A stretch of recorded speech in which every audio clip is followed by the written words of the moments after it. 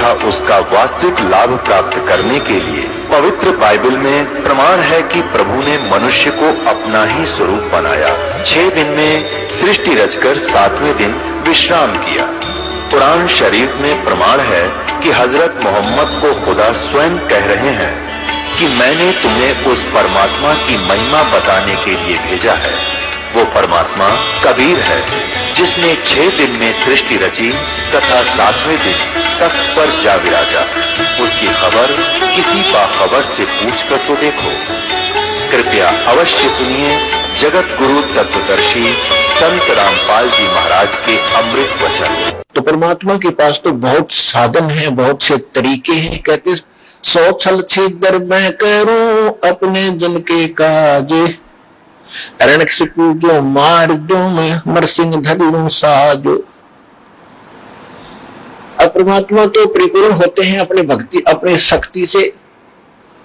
अब जैसे चंदन का पेड़ चाहे लकड़ी भी कहीं पड़ी हो, उसका स्वभाव है महक देती है, सुंदर महक देती है, लुभावनी महक उससे निकल रही होती है, सुगंध होती है। ऐसे ही परमात्मा के आसपास जहां भी कोई भक्त निकट आता था उसको अजब शांति मिलती थी। तो परमेश्वर सत्संग किया करते थे। लोग सत्संग को पसंद नहीं करते थे क्योंकि परमात्मा पहले वाले ज्ञान से हटकर ज्ञान देते थे। लेकिन जो दुखी होते थे उनको परमात्मा अपनी कृपा से सुख देते थे। वो सुखी हुए व्यक्ति 20 व्यक्तियों को जाकर बताते थे कि मुझे ये दुख था, मैं ये ऐसे कष्ट था, वैसे एक संत आए हुए हैं, मुनिंद्र नाम है उनका, और वहां चलिएगा आप भी सुखी हो जाओगे। ऐसे हजारों की संख्या में परमात्मा से इस लाभ को प्राप्त करके बड़े सुखी हुए। उन्होंने जगह जगह जाकर के परमात्मा की महिमा बताई कि मुनिंद्र नाम के ऋषि स्वयं परमात्मा आए हैं, स्वयं भगवान आए हैं। परमात्मा जब तक हमें समय पर रोटी मिल रही है, कपड़ा मिल रहा है, समय पर कपड़ा मिल रहा है, समय पर रोटी मिल रही है, सामने गुटी मिल रही है शराब की, और कार और कोठी मिल रही है, हमें जरूरत नहीं भगवान की कति। और जब ये सुविधाएं उपलब्ध हो और कोई घर में कष्ट आ जाए, शरीर में कोई दुख हो जाता है, फिर इस जीव को नानी याद आ जाती है। इसको कुछ भी दिखाई नहीं देता, अपनी जान दिखाई देती है। तो ऐसे व्यक्ति वहां आने लगे परमात्मा के पास और वहां से सुख होने लगा। फिर उनको कुछ भी दिखाई नहीं देता था मुनिंद्र जी के अतिरिक्त उस पृथ्वी पर। तो ऐसे लोग परमात्मा के साथ जुड़े थे। बाकी जो विद्वान पाक रहे थे, जिनको समय पर ठीक आहार मिल रहा था, तो वो मालिक से दूर रहे, उनका दुर्भाग्य था। तो यहां परमात्मा कहा करते अपनी अमृतवाणी में, जो प्रत्येक युग में आकर ये बोलते हैं, कबीर सुख के माथे पत्थर पड़ो, जो नाम हृदय से जावे, बलिहारी उस दुख के जो पल पल नाम रटाए। परमेश्वर कहते हैं कि आग लगाए से सुख के जो भगवान से दूर करे। हे परमात्मा, वो दुख भी भला जिससे मालिक की तड़फ बनी, परमात्मा की चाह बनी, उसकी याद बनी रही।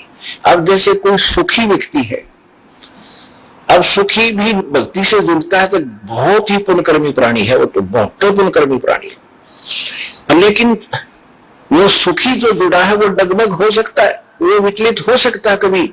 और जो दुख में आकर यहां जुड़ेंगे और उनको मालिक सुख देगा, क्योंकि आज तक आप सब जगह घूम फिर लिए। ऐसा समय सेलेक्ट किया दाता ने, क्योंकि संतों का बोलबाला सैकड़ों वर्ष से है।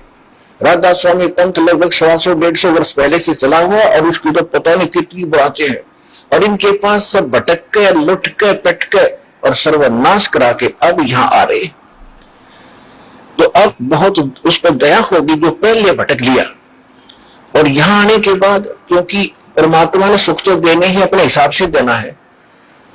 कैसे देना है? जैसे कोई चाहता चल देख लेता हूं, आराम होगा तो ठीक से, नहीं तो नहीं, तो उसको फिर ऐसा ही मिलेगा राहत। और जो कति सच्चे दिल से समर्पित होकर के भी कहीं मुझे तो ठिकाना रहा नहीं, और फिर रो मालिक के चरणों में प्रतिदिन देखना उसको कितना सुख मिलेगा।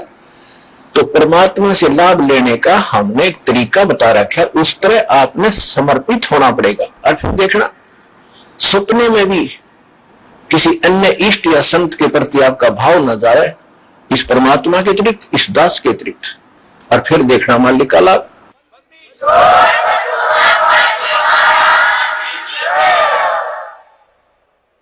तो ये कहने से नहीं बनेगा, सोचने से नहीं बनेगा, इसके लिए हम ज्ञान देते हैं उस परम पिता को, परमात्मा सिद्ध करते हैं और प्रमाण देते हैं। वो प्रमाण आपको चारों तरफ से बाध्य कर देंगे कि पृथ्वी पर ना कोई और भगवान है और ना ही ऐसा पृथ्वी पर ज्ञान है। और फिर समाधान, ऐसे प्रमाणित मंत्र जिन महापुरुषों का मोक्ष है उन्होंने यही जाप किया, तो इन सब से फिर आपका भावना अपने आप बनेगी, निसंशय हो जाओगे, डाउटलेस हो जाओगे, फिर अपने पृथ्वी पर कुछ दिखाई नहीं देगा। और फिर देखना भगवान के हाथ है, रोजाना लाभ देना, सुपने में भी सुख देगा, जागृत का तो कहना ही क्या। तो ये ऐसा परमात्मा है।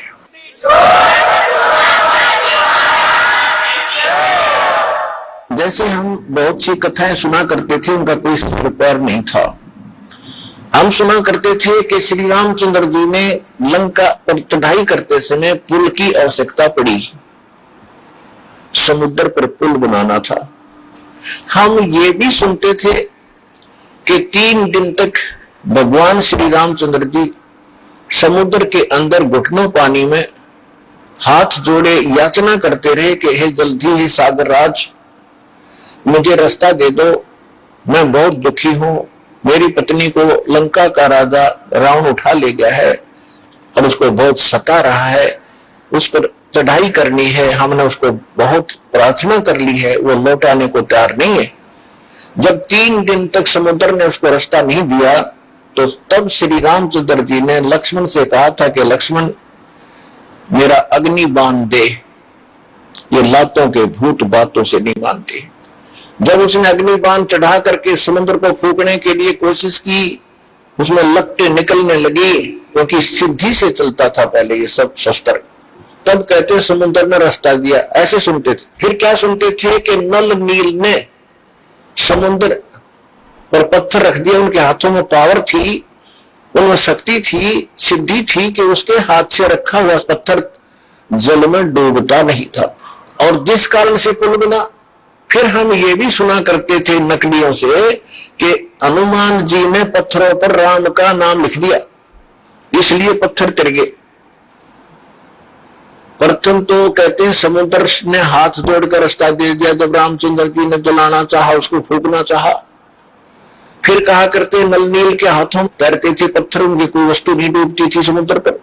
फिर कहते थे हनुमान जी ने राम का नाम लिख दिया, इसलिए तर गए, पत्थर पुल बन गया। अरे कोई एक तो बताओ, एक पर सेट हो जाओ, किसमें एक रखो, किससे हो जाओ, फिर रामचंद्र कित रह गया, नल नील से ही पुल बन गया, फिर राम ने कित बनाया वो। अब इसका निष्कर्ष निकलेगा, इस कथा से जो दास सुनाने जा रहा है त्रेता युग की। ऐसे प्रश्न करे एक भक्त ने मेरे से, जब गांव गांव में दास सत्संग करने जाता था, वो कहने लगा जी मैं मिलिट्री के अंदर हूं और मिलिट्री हमारी ज्यादातर पहाड़ी क्षेत्र में रही है, जहां भी मुझे कोई मंडलेश्वर, कोई संत, कोई गुफा में साधु मिला है, मैं उनसे मिलने जाता रहा हूं। ये एक प्रश्न करता हूं, मैं रामायण का पाठ बहुत करता हूं और उसमें देखता हूं कि सभी राक्षस मांस खाएं, शराब पीएं, ऐसा बहुत विचार उनका हो गया था। और वहां पर विभीषण और मंदोदरी, इनके विचार पढ़ते हैं जब रामायण में, तो साधु संतों जैसे, तो इनको ये ज्ञान कहां से आ गया ऐसे बूढ़े राक्षस नगरी में। तो वो कहने लगा जी मैं सब जगह मंडलेश्वरों के पास जा लिया, पर इस प्रश्न का उन्होंने संतोषजनक उत्तर नहीं दे पाए, मैं आज तक भटक रहा हूं। तो मैंने कहा भाई इस रोग की दवाई मेरे पास है, अब सुनाता हूं। दास ने सुनाई फिर कथा, जो सत्य कथा है। परमात्मा त्रेता युग में मुनिंदर नाम से आए हुए थे और काफी दुखी व्यक्ति मालिक की कृपा से, आशीर्वाद से सुखी हुए थे। फिर उनको दाता ये प्रथम मंत्र दिया करते थे। जो प्रथम मंत्र में जो पहले और लास्ट वाले नाम पहले नहीं दिए जाते थे, उनको तो अब बचपन से जब कलयुग आया इसमें ही प्रारंभ करना था, ये कंप्लीट कोर्स अब देना था। पहले तो ऐसा समझ लो कि ये आपको ग्लूकोज लगा दी जब तक सर्जन नहीं आया, और ग्लूकोज से रोगी मरता नहीं लेकिन रोग नाश नहीं होता। तो वो प्रथम नाम देते थे दाता और ग्लूकोज लगाकर चले जाते थे। अब ये रोग नाश तो अब होना था, ये दास भेजा है इस जन्म मरण के रोग का नाश करने का सर्जन और डॉक्टर, हर तरह की औषधि और ऑपरेशन सारा सिखाकर सब ट्रेनिंग दे करके अब सब सुख होंगे, आपका जन्म मरण का रोग कटेगा।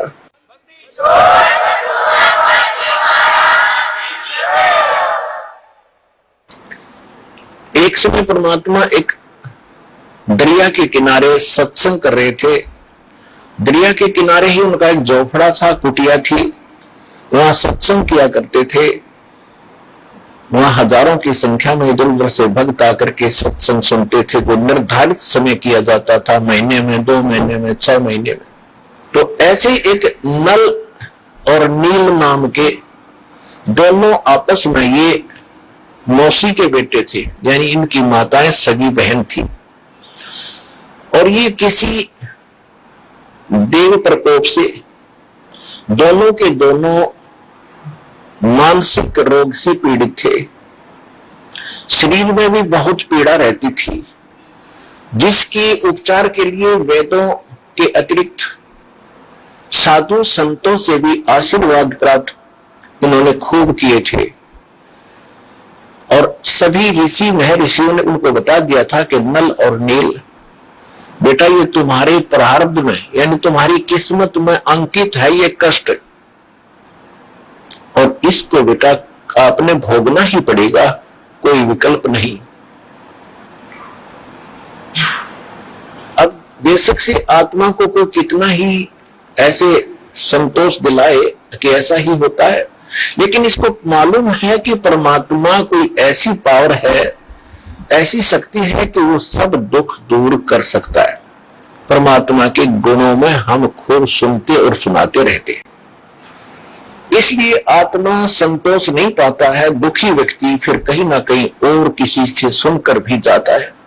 जब वो कति थक लिए थे, दोनों अंतिम फाइनल फैसला मान चुके थे कि अब कहीं ठिकाना नहीं रहा, हमें तो ये तड़प के मरना ही शेष बचा है, और लंबी आयु होती थी।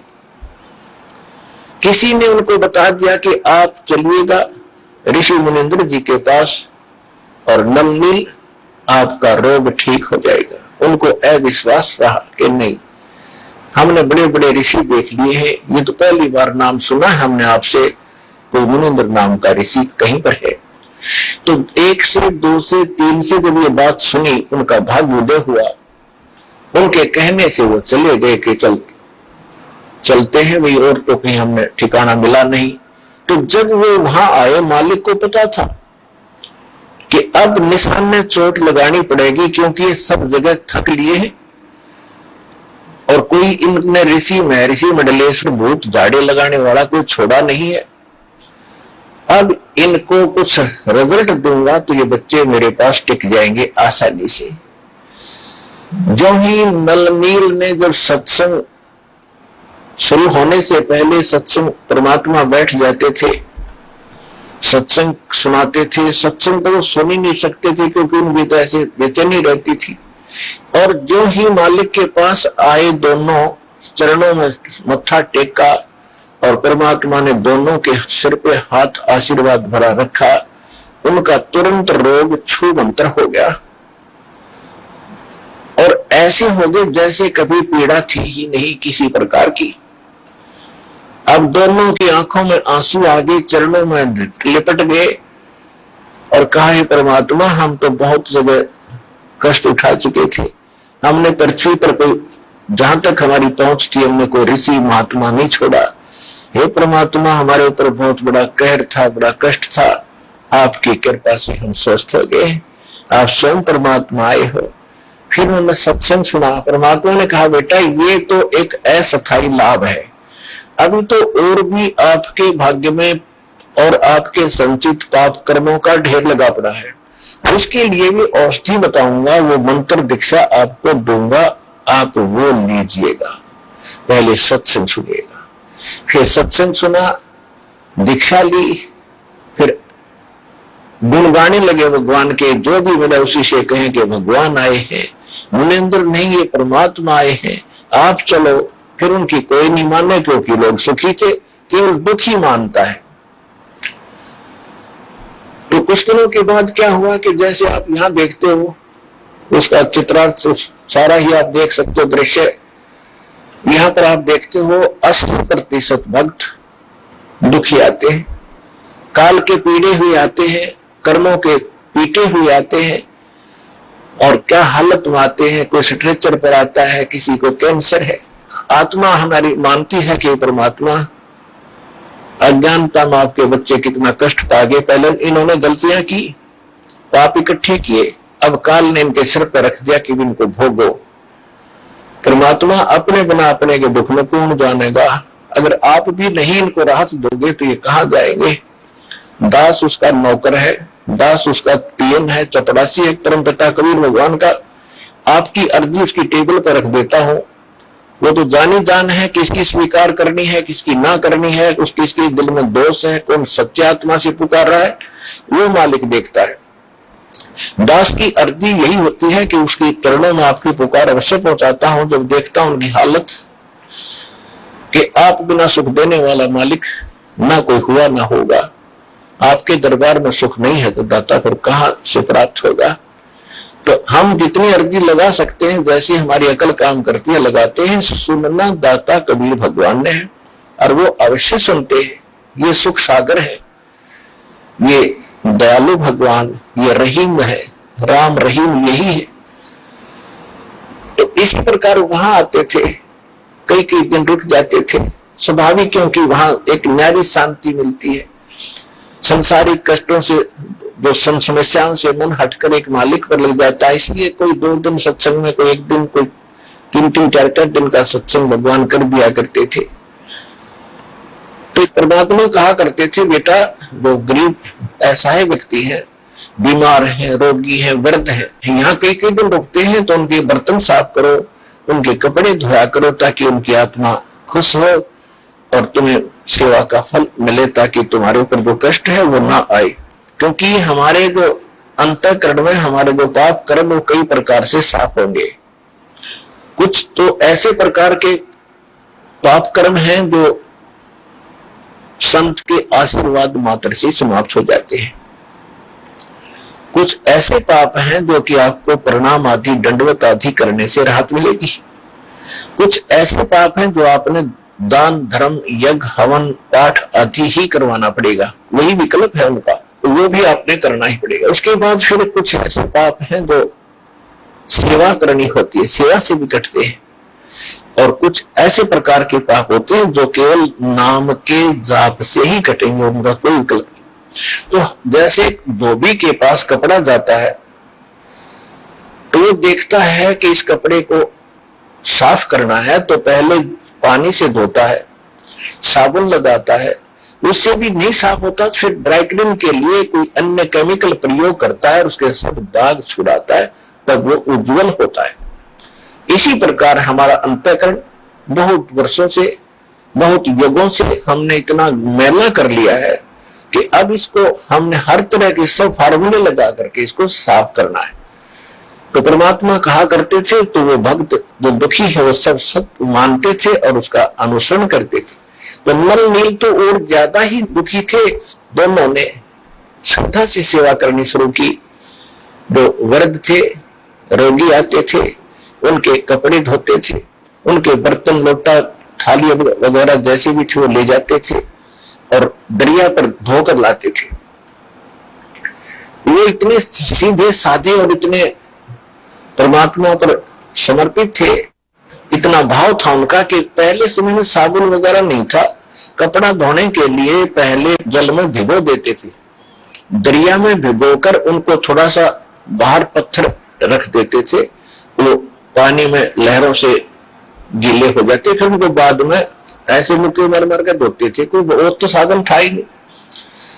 और बर्तनों को भी ऐसे पहले भिगोकर थोड़ी देर के बाद धोने के लिए किनारे रख देते थे और तब तक वो बैठ जाते थे वृक्ष के नीचे और चर्चा करते थे, सत्संग में सुनाई कथाओं का, और फिर अपने दुखों के बारे में कहते थे, ओहो हमें तो भगवान मिल गए और सच्चा ज्ञान मिल गया और सही मंत्र मिल गए, ओहो बड़ा कल्याण हुआ, बड़ी दया करी परमात्मा ने, देखो आज सत्संग में ऐसे सुना रहे थे परमात्मा, सारी सत्य है।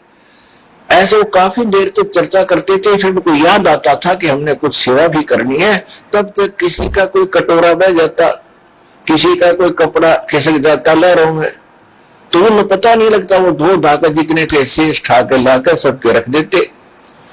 कहने का भाव ये है, किसी का कटोरा कम, किसी का गिलास गुम हो गया, किसी का धोती, किसी का कुर्ता नहीं पाया, तो सभी दिक्कत मानते थे, दुखी होते थे कि नल नहीं लाभ, ये कमीज नहीं मिला, मेरा कटोरा नहीं मिल रहा, मुझे गिलास नहीं मिला।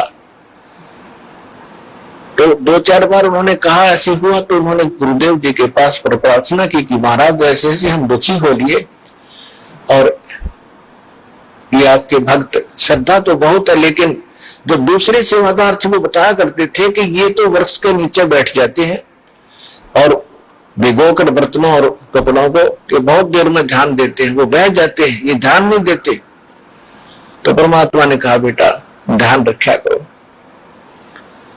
तो अच्छा जी ध्यान रखेंगे। फिर वैसे हो जाते कि कुछ दुखों का, दुखी किया हुआ प्राणी जो होता है उसका कुछ ऐसा वो स्वभाव सा बना हुआ था, भोले भाला, उनका दिमाग कंडम सा हो गया था, उस समय भी वो ज्यादा ही भोले टाइप के ही थे।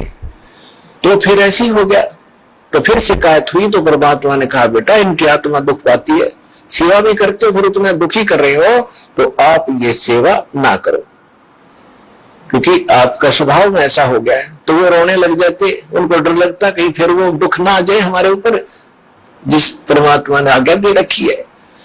और आज तो ये शायद गुस्से में कह रहे होंगे, फिर रोने लग गए, परमात्मा हमसे सेवा ना छीनो, दाता हमसे सेवा ना छीनो। उनको डर ये था कि कहीं फिर से ना वो कैर टूट जाए जो पहले हम दुख पा रहे थे, बुरी तरह रोने लगे।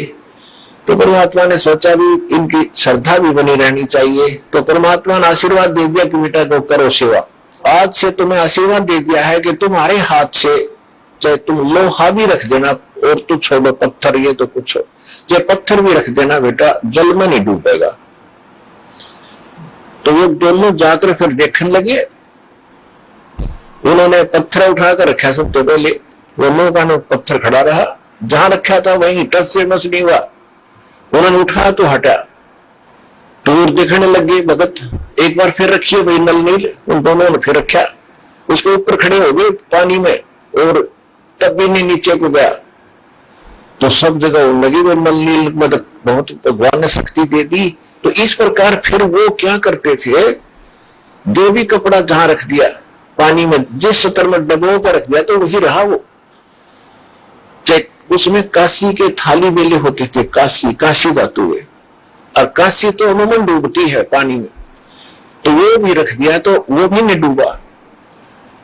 तो इस प्रकार ये जो उनको शक्ति प्राप्त हुई थी, कबीर परमेश्वर उर्फ मुनिंद्र जी की रजा से वो शक्ति, वो सिद्धि प्राप्त थी, जिस कारण से समुद्र पर वो पत्थर नहीं डूबते थे।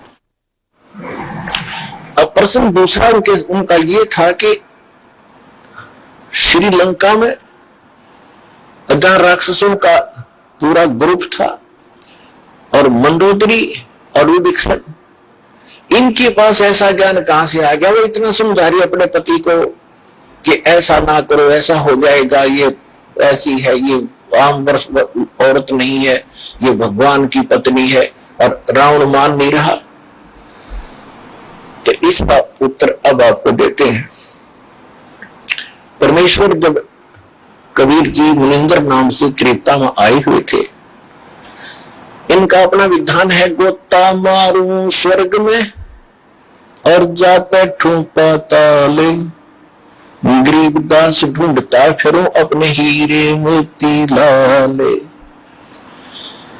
अब 100 साल छिदर में करूं अपने जिनके काज, अरणक से पूजो मार दूं मैं, नरसिंह धर लूं साज, मदन के रूप बना लूं अपने बच्चे के लिए। तो परमात्मा एक साधु ऋषि रूप में थे ही, श्रीलंका में पहुंच गए और वहां पर एक चंद्र विजय नाम का एक भाट था, भाट, और उसके परिवार में पुत्र पुत्री, पुत्र वधू, पत्नी, कुल मिलाकर 16 सदस्य थे। और जो चंद्र विजय भाट था वो रावण के पास जाता था। ये भाट लोग क्या करते थे कि अपनी रोजी रोटी के लिए राजाओं के पास जाते थे, राजा लोगों का वो मनोरंजन कराते थे, रिक्रिएशन कराते थे, ऐसे उनकी गुण गाते थे।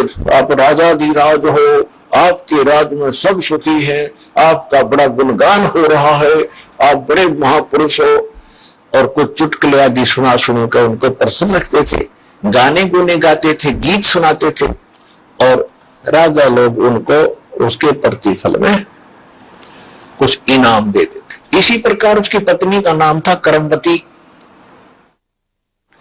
और वो मंदोदरी रानी के पास जाती थी, रानी का मनोरंजन कराती थी, ऐसे बुढ़ी अच्छी कहानी कथा सुनाकर, अश्लील बातें सुनाकर रानी को खुश रखती थी। रानी उसको इनाम दे देती थी मंदोदरी। इस तरह उनका गुजारा निर्वाह चल रहा था। एक दिन परमात्मा उस चंद्र विजय भाट के घर से थोड़ी सी दूरी पर, पहले जंगल बहुत होते थे, यानी वन बहुत होते थे, और वनों में कहीं कहीं झोंपड़ी सी सबकी अलग अलग होती थी। एक वृक्ष के नीचे उस रास्ते में बैठ गए जहां से चंद्र विजय सुबह सुबह फ्रेश होने के लिए जाता था। और उस समय वो साधु संतों को बड़ा देखकर खुश होता था। चंद्र विजय पिछले संस्कार होते हैं, आदमी किसी भी जाति विशेष में जन्मा है उसके संस्कार हैं, लेकिन जो भक्त है, भक्ति बीज पलटे नहीं, चाहे पलट जाओ ब्रह्मांड।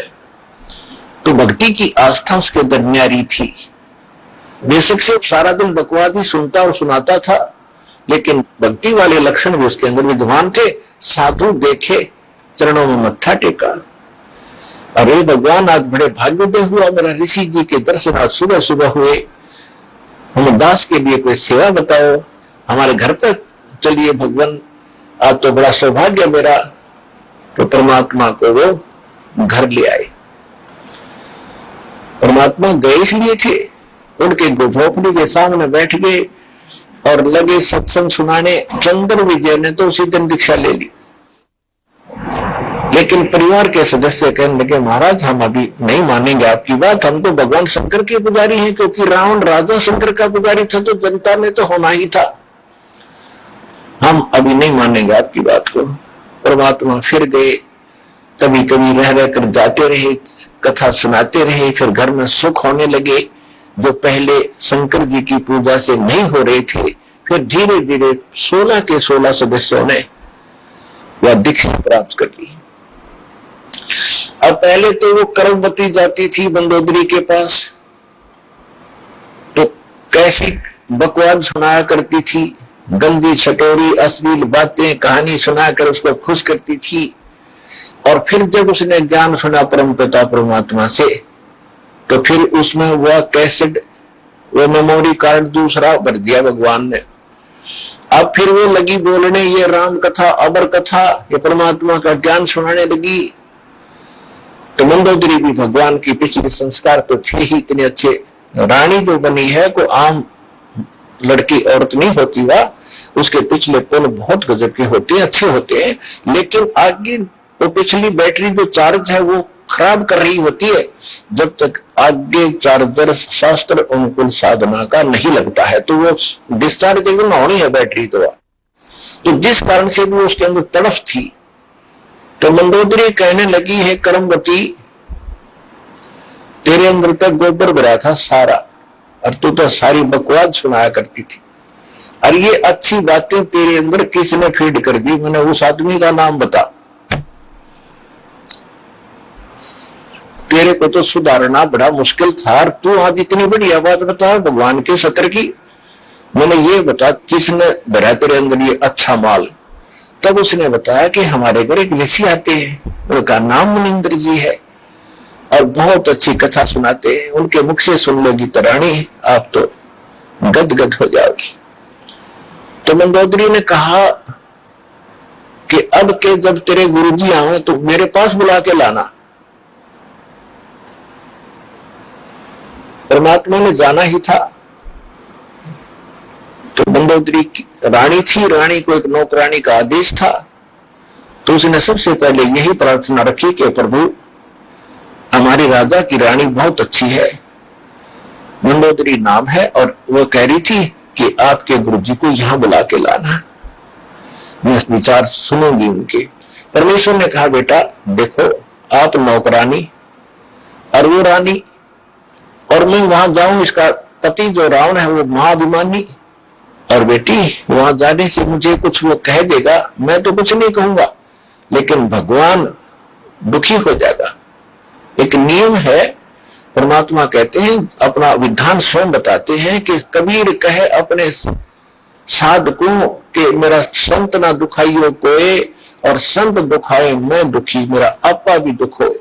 और फिर दूसरी बात है कि साधु संतों को बुलाया नहीं करते, उसको बोल देना, साधु संतों के पास खुद आया करते। कर्मवती को इतना ज्ञान सुन रखा था कि साधु को बाई ऑर्डर बुलाने से अगर वो आ भी गया और आशीर्वाद नहीं देगा, लाभ नहीं देगा, तो फायदा क्या होगा।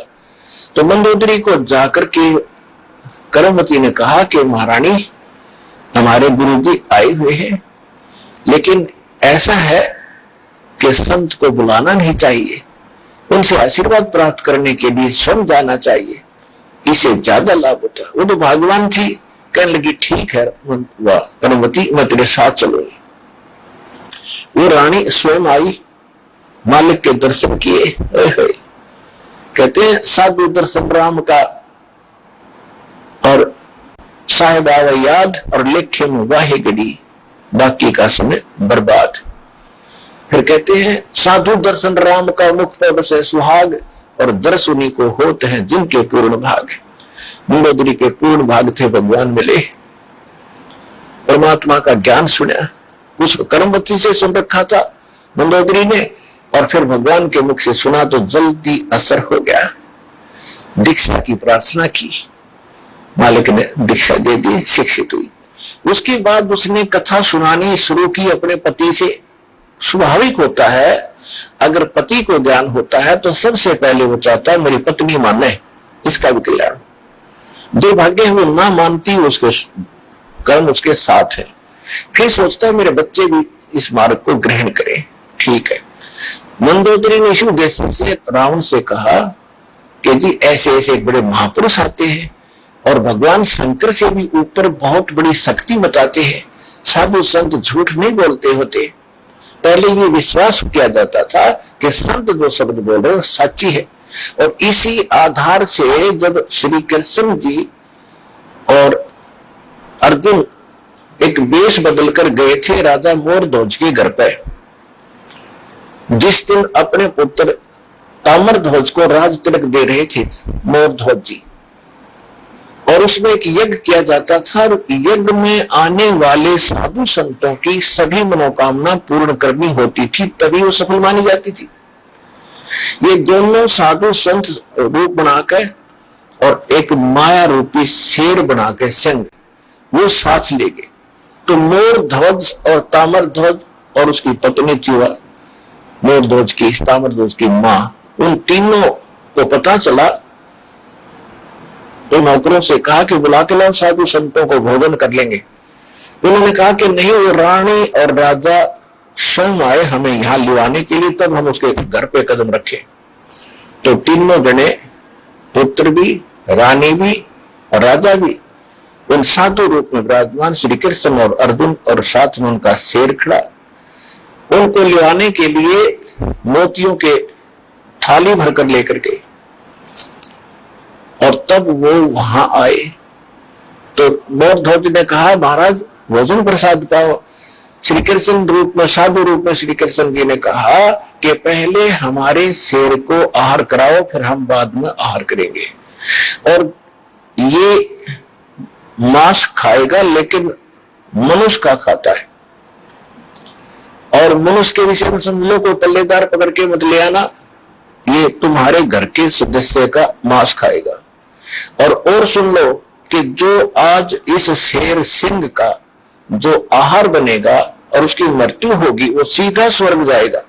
अब उस समय इतना विश्वास किया जाता था कि संत जो कह रहा सत्य, और इस सत्य को मानकर मोर ध्वज चाहता है कि आज मेरा दाव लगे, तो कहता महाराज मेरा नंबर लगा दो, मेरा मांस शेर के लिए काट दो, और आरे से काटना था कि मुझे काट दो, और देखो बच्चा जवान हो गया, इसको राजतिलक कर देता हूं, फिर मैं फ्री हूं और ये माँ बेटा दोनों अपना राज करेंगे। अब रानी ने सोचा कि राजा ला गया दाव, आज कहते संत कह रहे हैं कि आज जो मर गया स्वर्ग में, वो तो मरना कल भी है परसों भी है, ये तो जाना ही है, इससे बढ़िया मौत कब होगी। तो अब उन्होंने आपस में एक ये कहते लालच करे तो ऐसा करे।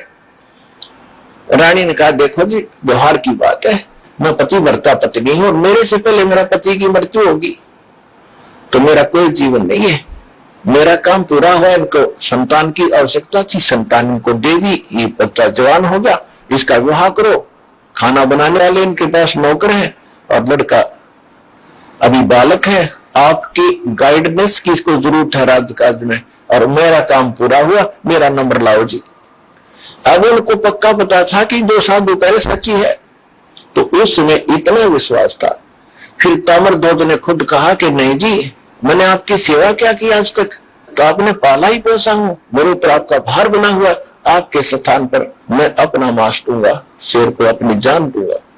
तो कहने का भाव ये है कि पुण्यात्माओं साधु संतों के वचनों पर विश्वास किया जाता था।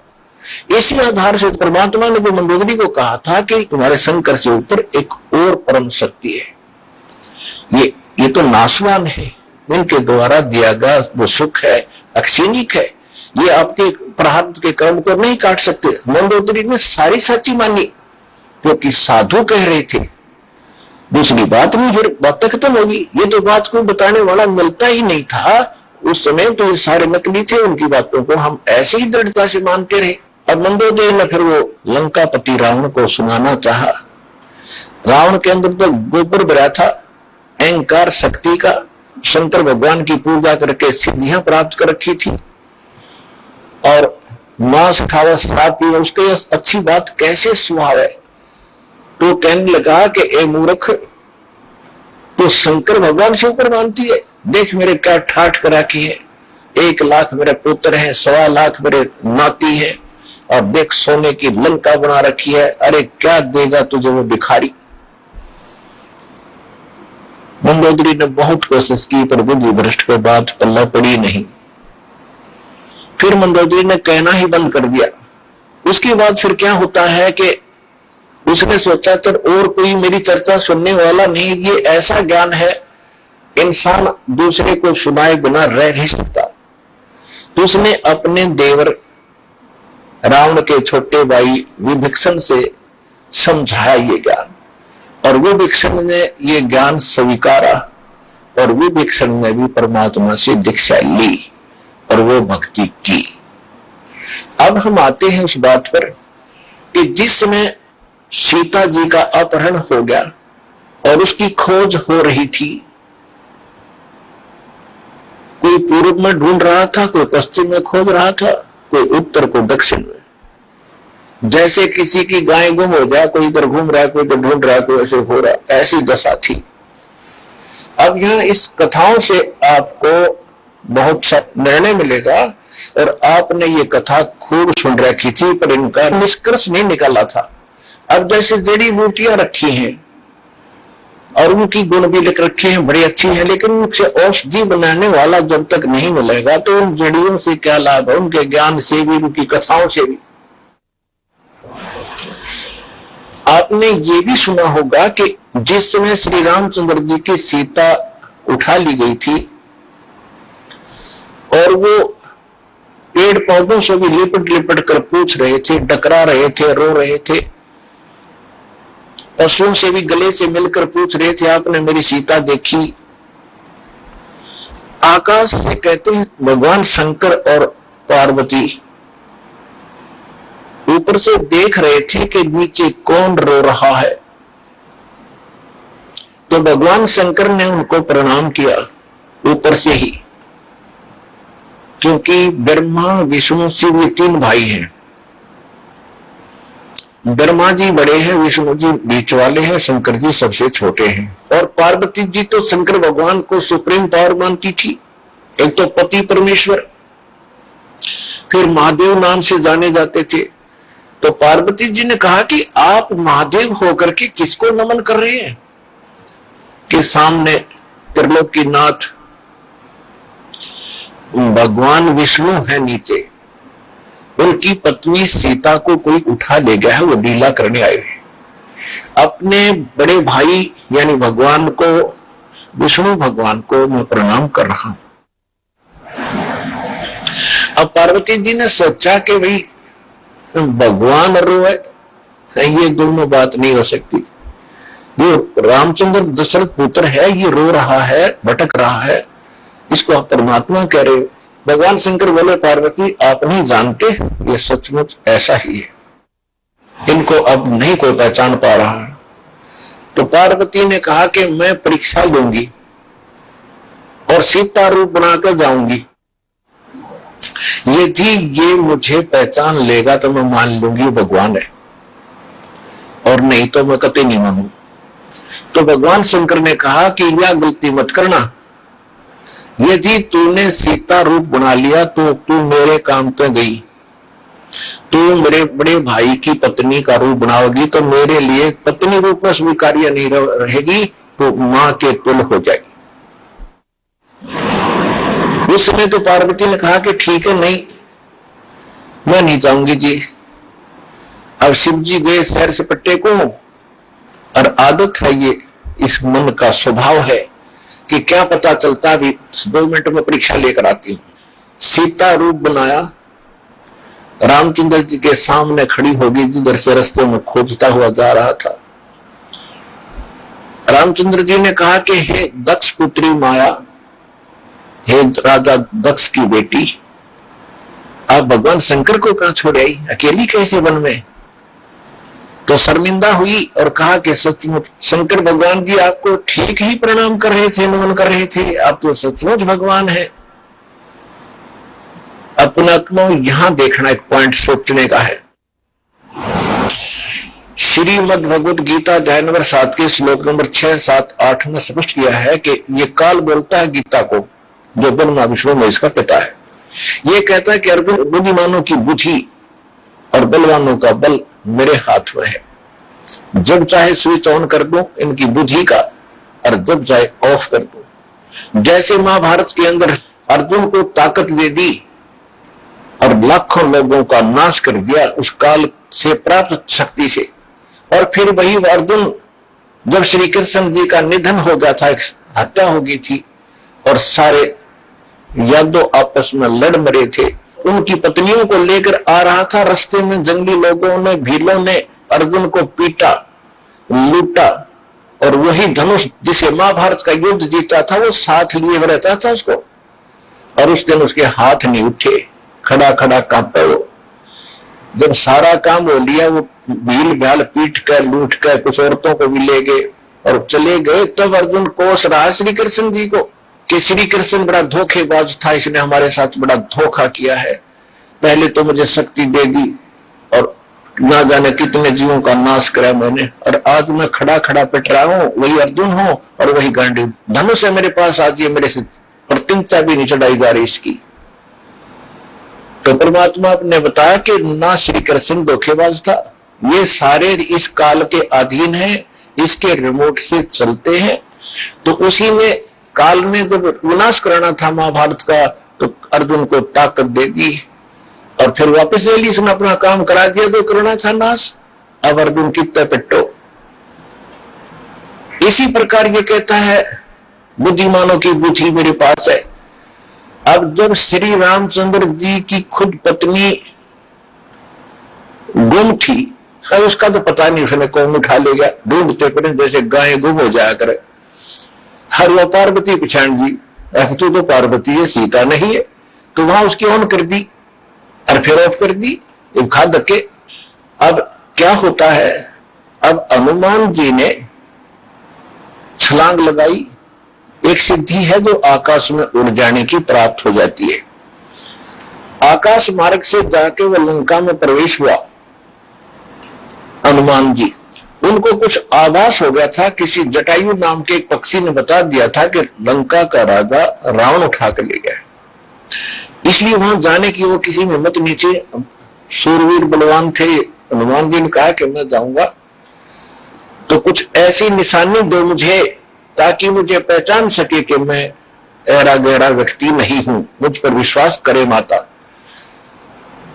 तो कहते हैं रामचंद्र जी ने अपनी छाप दे दी, अंगूठी निकाल के उस पर नाम लिखा था उनका, और उसको सीता खूब पहचानती थी। उधर से सीता को घना दुखी कर ही रखा था, सता रखा था रावण ने, एक नौलखे बाग में छोड़ रखा था और उससे रोजाना यातना दिलाता था और अपनी पत्नी बनने की स्वीकृति वो उससे करवाना चाहता था, वो उसने स्वीकार नहीं की। और रावण को एक श्राप लगा हुआ था कि तू कभी किसी औरत के साथ बलात् नहीं कर सकेगा, सब इच्छा से कोई संपर्क हो तो वो अलग बात है, लेकिन तू किसी का ऐसे जबरदस्ती नहीं कर पाएगा, नहीं तो गल जाएगा। तो इस तरह से वो जबरदस्ती नहीं कर पा रहा था और उधर से उसको पीड़ित कर रहा था कि स्वयं यश कर दे, लेकिन वो सीता ने नहीं किया था। एक वृक्ष के नीचे बैठी थी और अपने कर्मों को कोस रही थी। छोटा सा रूप बनाकर एक बंदर का हनुमान भी उसी वृक्ष के ऊपर बैठ गए थे। यातना देने के लिए औरतें आई थी तो भी उसने देखा था। जब वो चलेगी उसके बाद फिर हनुमान जी ने ऊपर से वह अंगूठी डाल दी। वो तो राजदूत बनकर गए थे। जब अंगूठी देखी सीता ने, तो आपने कथाएं खूब सुन रखी, ज्यादा ना सुनाऊंगा, तो उसने सोचा कि ये बंदर अंगूठी उठाकर लाया तो मेरे पति की मृत्यु होगी। तो उसने पूछा, तो फिर वो नीचे आया अपना थोड़ा ठीक सा रूप बना के। आइए अब हम उन श्रद्धालुओं के अनुभव जानते हैं जो जगत गुरु तत्वदर्शी संत रामपाल जी महाराज जी से दीक्षा प्राप्त कर चुके हैं तथा उनके द्वारा बताए गए भक्ति मार्ग पर चल रहे हैं। नमस्कार जी। नमस्कार सर जी। क्या नाम है बहन जी आपका? सर जी मेरा मुनीश नाम है। बहन जी आप कहाँ से आए हैं? सर जी पीतमपुरा दिल्ली से आए हैं। बहन जी संत रामपाल जी महाराज से नाम दीक्षा आपने कब ली? सर जी हमने संत रामपाल जी महाराज से 2004 9 अप्रैल को ली थी। बहन जी संत रामपाल जी महाराज से नाम दीक्षा लेने से पहले आप क्या भक्ति साधनाएं करती थी? हाँ जी सर, हम सभी देवी देवताओं को मानते थे, उन्हीं की भक्ति करते थे, साधना और आपके ये श्राद्ध वगैरह निकालते थे, इन्हीं सबको मानते थे और कीर्तन वगैरह भी करते थे। उसके बाद सर जी हम फिर राधा स्वामी में चले गए। राधा स्वामी में रहे हम 5 साल। फिर हम उनकी भक्ति करते रहे। वो साधना बताते थे अपने 5 नाम की, वो हम करते रहे। करते जैसे गुरु जी बताते थे हम सुबह शाम 2-2 ढाई घंटे ऐसे ही लगातार भक्ति करते थे। हम ऐसे ही करते रहे, ना हम कभी मांगने जाते थे कुछ भी। पहले राधा स्वामी में भी कभी कुछ नहीं मांगा हमने। हमको मतलब यही लगन रहती थी कि हम बस परमात्मा की भक्ति करते रहें और पार हो जाएं यहाँ से हम। बहन जी आप राधा स्वामी पंथ में भक्ति करती थी, तो फिर आप संत रामपाल जी महाराज की शरण में कैसे आई? सर जी हम संत रामपाल जी महाराज की शरण में ऐसे आए कि 2003 में सत्संग सुनते रहे हम। फिर हम इधर गए लौनी साइड में, मेरे भाई रहते हैं दिल्ली में, तो वहां पे मैंने पोस्टर लगे देखे कि वहां पे संत रामपाल जी महाराज के पोस्टर लग रहे थे। दिल्ली में करावल नगर में सत्संग था गुरुदेव का। तो वहां पे मैंने भगत जी को बताया कि संत रामपाल जी महाराज तो सत्संग कर रहे करावल नगर में। फिर हम वहां सुनने के लिए चले गए। सत्संग सुना हमने, वहां पे सत्संग सुना। तो फिर वहां पे हम बैठे रहे, तो मैंने कहा अपने हस्बैंड को कि वहां पे तो मतलब कोई शक्ति है परमात्मा की, जो मतलब मेरे को ऐसा लगा वहां पे मेरा शरीर बिल्कुल ऐसे हो गया एकदम से शीतल सा। तो वहां पे बैठे रहे। फिर हमने खाना वगैरह खाया, सत्संग सुना। परमात्मा मतलब वेदों में से और गीता में से ही बता रहे थे संत रामपाल जी महाराज, वो हम सुनते रहे। फिर हमने वहां पे खाना वाना खाया। फिर हमें एक लखनऊ की बहन मिली वहां पे। उन्होंने कहा जी आप दोनों नाम ले लो संत रामपाल जी महाराज से। हमने कहा जी अभी नहीं लेंगे, हम थोड़ा भी ज्ञान सुन रहे हैं, कल लेंगे संत रामपाल जी महाराज से नाम। वो कहने लगी जी कल तो आपको काल नहीं आने देगा। हमने कहा जी काल क्यों नहीं आने देगा, जब हम आज आए हैं तो कल भी हमें काल आने देगा। फिर हमने उनसे चर्चा करी। फिर उन्होंने हमसे कहा कि पता नहीं, मुझे कोई वाइट कपड़ों में आया और वो ये कह के चला गया कि जो दोनों मर्दवीर खड़े हैं आप इनको समझाओ, इनको नाम दिलवा दो। फिर उन्होंने हमको समझाया। फिर हमने वहां से सारा समझ के फिर हम अपने घर पे मतलब चले गए। फिर हम अगले दिन आए 2004 में 9 अप्रैल को हमने फिर संत रामपाल जी महाराज से करामन नगर दिल्ली में हमने ये दीक्षा ली। फिर दोनों ने। बहन जी, संत रामपाल जी महाराज के अनुयायी बताते हैं कि उनको संत रामपाल जी महाराज से नाम दीक्षा लेने के बाद बहुत सारे लाभ प्राप्त होते हैं। तो क्या संत रामपाल जी महाराज से नाम दीक्षा लेने के बाद आपको भी लाभ प्राप्त हुए? हाँ जी सर जी, हमें लाभ हुए। सर जी, मैं ना 13-14 साल की वर्ष से ही हार्ट पेशेंट हूँ, शुरू से ही मतलब बीमारियों से ही जूझती रहती थी। फिर उसके बाद हम मेडिकल में चले गए एम्स में दिल्ली। फिर वहां पर मेरा इलाज चला। फिर डॉक्टर ने कहा बहन जी आपकी दोनों वाल खराब हो चुकी हैं, आपकी बाईपास सर्जरी करनी ही पड़ेगी। फिर उन्होंने जी सर जी हमसे 1.25 लाख रुपया जमा करा लिया। फिर मेरे को ऑपरेशन थिएटर में वो ले गए। फिर ऑपरेशन थिएटर में ले गए, उन्होंने 2 बार एंजियोप्लास्टी करी तो उनमें मतलब वाल नहीं खुले दोनों। फिर उन्होंने कहा मेरे से बहन जी आपके बाईपास सर्जरी करनी ही पड़ेगी। मैंने कहा सर जी कर दो। फिर मेरी बहुत हालत कंडीशन खराब थी, बहुत ज्यादा। उस टाइम फिर मैं पड़ी अपने परमात्मा संत रामपाल जी महाराज को ही याद कर रही थी ऐसे ही। तो वहां पे मतलब लेटे लेटे उस टाइम पर मुझे कोई चिंता नहीं थी, ना ही बच्चों की ना इनके पापा की। बच्चों के पापा ने मेरे से ये तक कह दिया था कि तेरे को कुछ हो भी जाए तो तू चिंता मत करना, यहाँ से चली भी जाए संसार से तो कोई बात नहीं, वहां तो सबको ही आना है, तेरे बाद में पीछे से हम भी आ जाएंगे। फिर मैं ऐसी लेटी लेटी संत रामपाल जी महाराज को याद करती रही। फिर संत रामपाल जी महाराज ने व्हाइट कपड़ों में आए, उन्होंने मेरे सर पे हाथ रखा कि बेटा तू अभी ठीक हो जाएगी, चिंता मत कर। फिर ऐसे कह के संत रामपाल जी महाराज अंतर ध्यान हो गए। फिर मेरी उसी टाइम मेरी दोनों वॉल ऐसे ही अचानक से खुल गई अपने आप, बिना बाईपास सर्जरी के। डॉक्टरों भी ने भी थैंक गॉड बोला, मतलब बड़े खुश हुए डॉक्टर भी कि देखो ये कैसा चमत्कार हो गया कि मतलब अचानक से दोनों वॉल खुल गई। फिर मेरा भी खुशी का ठिकाना ना रहा। मैं फिर बहुत रोई बाद में कि संत रामपाल जी महाराज मुझको बचाकर चले गए। तो उस टाइम में पड़ी बस यही कह रही थी कि भगवान मेरी नैया उस पार लगा देना, तुम देखते मत रहना, झट आके बचा लेना। तो बस ऐसे कहते कहते फिर ये बिल्कुल मैं जगी हुई, ना कोई नींद है ना सपना है, बिल्कुल हकीकत बात है ये। संत रामपाल जी महाराज ने मेरे सर पे हाथ रखा और कहा बेटा अब तो ठीक हो जाएगी, चिंता मत कर।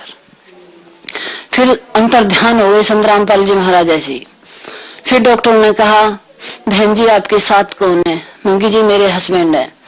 तो उनको फिर बुलाया, कहने लगे ठीक है आपके पेशेंट की दोनों वॉल खुल गई हैं, अब इनको वार्ड में शिफ्ट कर देंगे।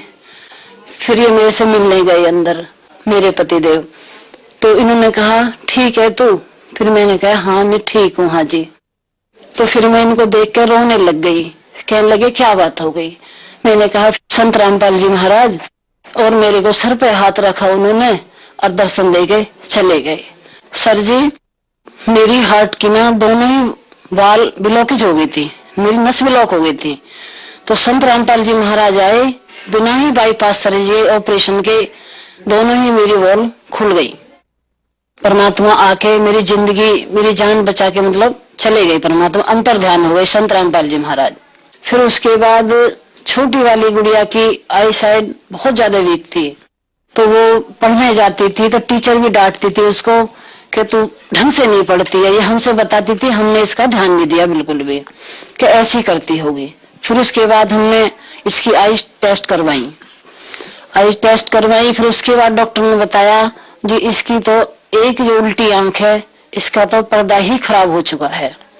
फिर मैं तो सुन के एकदम से दम ही रह गई कि पता नहीं क्या होगा कैसा होगा। अब उन्होंने कहा जी इसको दिन के 12 घंटे का चश्मा लगाना ही पड़ेगा और 6 महीने के बाद आप टेस्ट कराना इसकी आंख।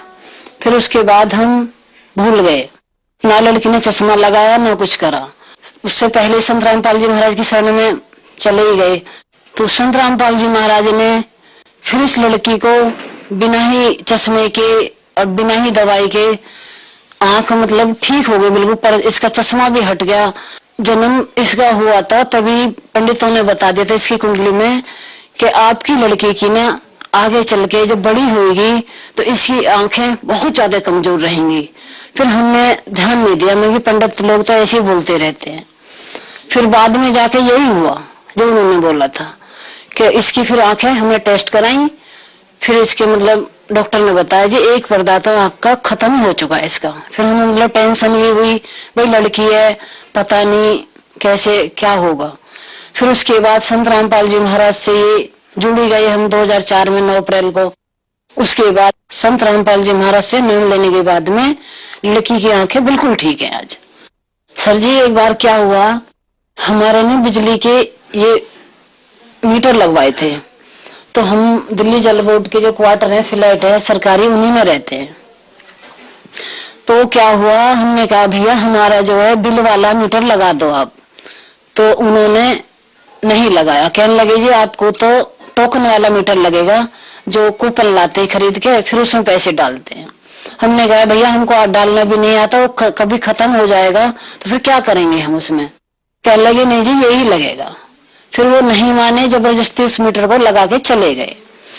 फिर 1000 रुपए का हमने कूपन उसमें लाके डाल दिया। 1000 रुपए का लाने के बाद 1000 का और ले आए, हम एडवांस में रख लेंगे फिर कभी खत्म होगा तब डाल देंगे। फिर क्या हुआ बगैर सर जी, उसको कूपन को डले हो को वही कूपन हमारा 3 साल तक यूं ही चलता रहा। वो चेक करने भी आए, उनको समझ में कुछ नहीं आता था। कहते जी पता नहीं आपके मीटर में क्या हो गया, इसके तो पैसे ही खत्म नहीं होते कभी भी। तो हमने फिर अपने मन में सोचते रहते वे तो संत रामपाल जी महाराज जी पैसे बढ़ा सकते हैं, उसमें सब कुछ कर सकते हैं, और कौन है करने वाला, कोई नहीं इस पृथ्वी पे। तो वो 3 साल तक हमारे पैसे ऐसे ही चलते रहे। फिर 3 साल के बाद उन्होंने वो मीटर ही फिर अपने आप ही चेंज करा, हमने कुछ नहीं बोला उनके लिए। बहन जी संत रामपाल जी महाराज से नाम दीक्षा लेने के बाद आपको बहुत सारे लाभ प्राप्त हुए, तो जो दर्शक आज आपको देख रहे हैं खास करके राधा स्वामी पंथ वाले, उनके लिए आप क्या कहना चाहेंगी? हम तो प्रार्थना ही कर सकते हैं कि सभी भाई बहनों को हाथ जोड़ के प्रार्थना करती हूँ, आप आ जाओ, नाम ले लो, आप संत रामपाल जी महाराज से जुड़ जाओ। ये मनुष्य जन्म बार बार नहीं मिलेगा, एक बार मिला है। जैसे परमात्मा कहते हैं कि तरवर से पत्ता टूट गिरे बहोर न लगता डार। आप ऐसे जैसे पत्ता टूट जाता है पेड़ से, ऐसे पता नहीं कहाँ जाके गिर जाओगे, फिर हाथ भी नहीं आएगा ये शरीर। तो मैं तो यही प्रार्थना करती हूँ हाथ जोड़ के मालिक की दया से, संत रामपाल जी महाराज की दया से, कि सभी भाई बहन आए और संत रामपाल जी महाराज से नाम ले और अपना उद्धार करवाए, कल्याण करवाए परमात्मा से। इनसे बड़ा संत रामपाल जी महाराज से कोई नहीं है पृथ्वी के ऊपर। जिन संत रामपाल जी महाराज के सभी चैनलों पे सत्संग आते हैं, उन्हीं नंबरों को नोट करिए। और सभी केंद्र खुले हुए हैं हर जगह, हर जिले में, मतलब जहां पर भी हैं वहीं पर जाके जिले वाइज नाम लें अपना संत रामपाल जी महाराज से और अपना उद्धार करवाएं। धन्यवाद बहन जी। सत साहिब।